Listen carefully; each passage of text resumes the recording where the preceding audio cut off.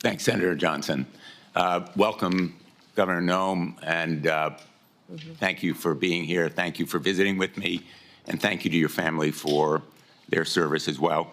Let me begin on a high note, thanking Senator Hawley for his leadership on the effort that I led with him to essentially get some basic facts out of the Secret Service when we were investigating, Senator Johnson and I, as leaders of the Permanent Subcommittee on Investigation, helping to lead it with the chairman and ranking member here.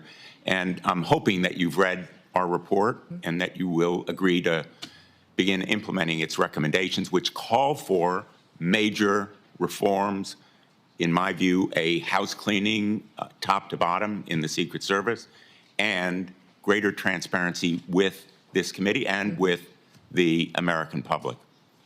Yes, sir. I will certainly work with you to do that and to work to make sure that we have that transparency and the committee has the information that it needs to do due diligence of its oversight. Our investigation is continuing. Yep.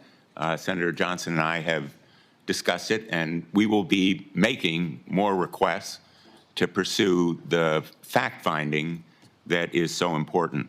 I want to ask you about disaster relief. California is on fire. The fires raging there are going to leave destruction and devastation that is heartbreaking. I am really disappointed with some of the statements that President-elect Trump has made. For example, saying that, quote, we won't give him, referring to Governor Newsom, money to put out all his fires, and if we don't give him money to put out fires, he's got a problem. The specter is there of potential discrimination based on politics, withholding money from California or other states. It's not an unfounded fear. In the last administration, there were public reports about President Trump withholding money from the state of Washington because of his disagreements with Governor Inslee.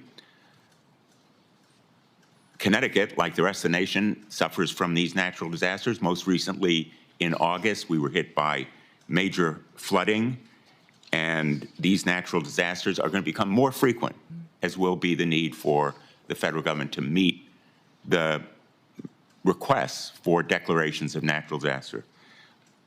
I assume you will agree with me that withholding disaster relief by President Trump or any other chief executive of the United States is a violation of his duty and of law.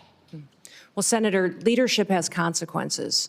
And looking at the tragedy that's happening in California, I want to ask you yes or no, with all due respect. It's an easy... What's happening in California is the ramification of many decisions over many years. But under my leadership at the Department of Homeland Security, there will be no political bias to how disaster relief is delivered to the American people. So if President Trump were to say to you, we're going to withhold money from Connecticut or Michigan or any of the states, Iowa, because we don't like the governor or we don't like the politics of the state, you would stand up to him and say, Mr. President, we need to allocate that money. Well, Senator, in 3 days, President Trump will take an oath to uphold the Constitution and the rule of law in this country, and he will do that, and I'll be glad to have him back.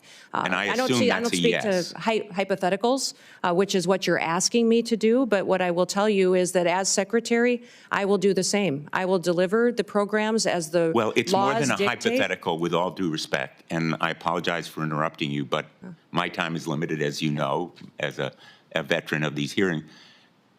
It's more than a hypothetical. It's based on experience with President Trump withholding money from Washington State and elsewhere.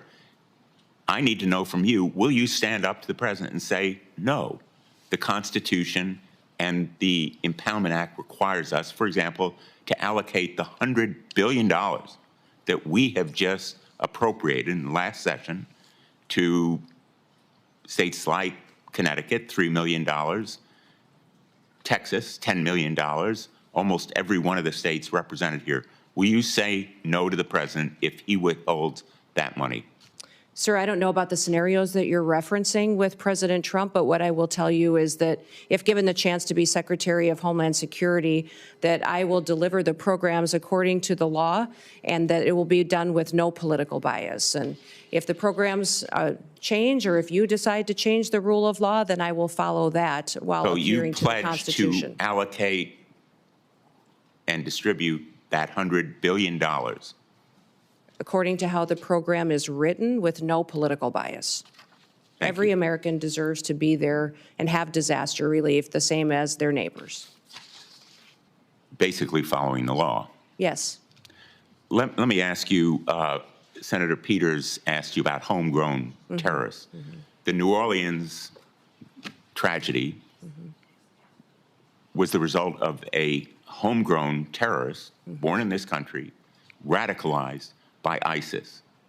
And it reflects the reason why the intelligence community, the FBI, almost all of our law enforcement has said repeatedly, domestic violent extremism is the most lethal and persistent threat to our security. That terrorist was radicalized by ISIS. The investigation is underway. We don't know all the facts, but we do know that he was a military veteran, and ISIS was responsible for radicalizing him. Shouldn't we focus on ISIS as a threat to this country's security? Senator, certainly we should be focused on all threats to this nation's security. That's the mission of the Department of Homeland Security, and homegrown terrorism is growing. We have more and more incidences. The tragedy we saw and the terrorist attack in New Orleans. What will you do to combat it? What will you do to stop ISIS and other extremist organizations from radicalizing people in this country?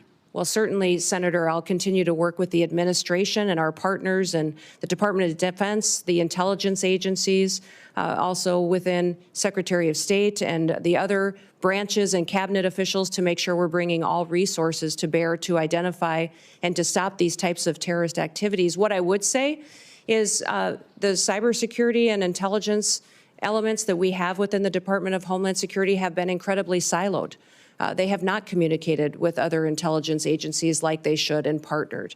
INA has some interaction, but not enough. And we also need to have CISA have interaction with the FBI, CIA to make sure they're working together to stop these types of threats and identify when they're growing among our citizens and how they become radicalized. Expired. This area of questioning, I think, is supremely important.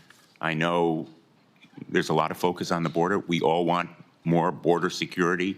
We want to stop migrant crime, but let's not take our eye off the ball. The governor of Louisiana for the Super Bowl ought to be really riveted on the potential for homegrown terrorism as a threat.